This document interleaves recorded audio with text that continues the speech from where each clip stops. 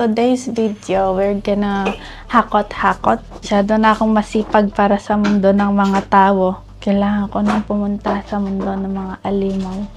So, kung papipilian kita, kung pwede mag-citizenship dito, mas pipiliin mo dito. Yes. Can you tell me about the good things in Tagal?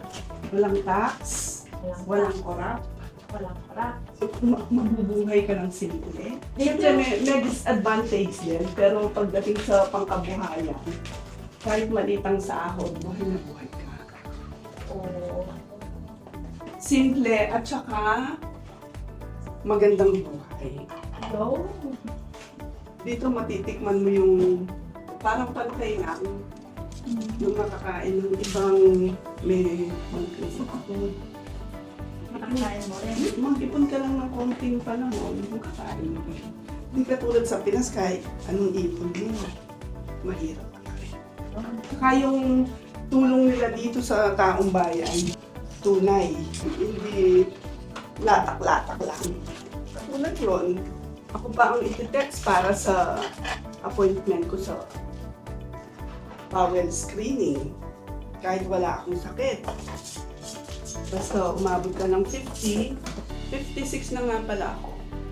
Pag umabot ka ng 50, hospital dito, iti-text ka nila para mag-attend ka ng screening program para sa health mo. Kahapon, nag-attend ako ng bowel cancer screening. Libre yan, mami. Libre. Libre lahat. Libre. Sila pa yung tatawag. Sila pa yung tatawag. Ma'am ka pa. Sa Pinas, pumunta ka na, magbabayad ka na, kahirapan ka. Hintay ka pa na eh. Samantalang bilyon-bilyon pala ang ninanakaw ng mga kontratista at mga politicians. Tatakas tayo from Pinas. Yes. Hindi lang meron akong kamag-anak doon. Re-renounce ko na yung pagiging Filipino ko. Wow. Isa kang malansang isda. Walang kaya. Eh, kaysa naman sa sumasakit ang loob mo, nagbabayad ka ng tax, tapos kinakawawa yung pamilya mo. Rones, Mador. And because of that, dapat ikaw ang magsusuot nito. A beautiful knowledge about it. Hindi, kasi aalis na ako. O tara, pwede na tayo dyan. Tatabi ko muna this one. Sa mga, inspiring? Aspiring. Aspiring na gustong mag-ibang bansa. What is your advice? Good choice and good decision. Bakit?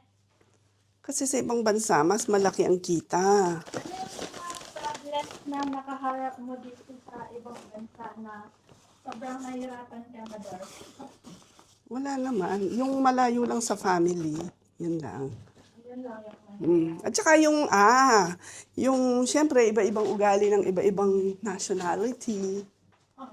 So, makisama. yes, kailangan mong makisama, kailangan mong pagtiisan. Pero katiis-tiis naman, minsan lalabang ka rin pag nasa tama ka. May nakaaway ka na dito mo. Oo, Marami. hindi naman ako heartbreak.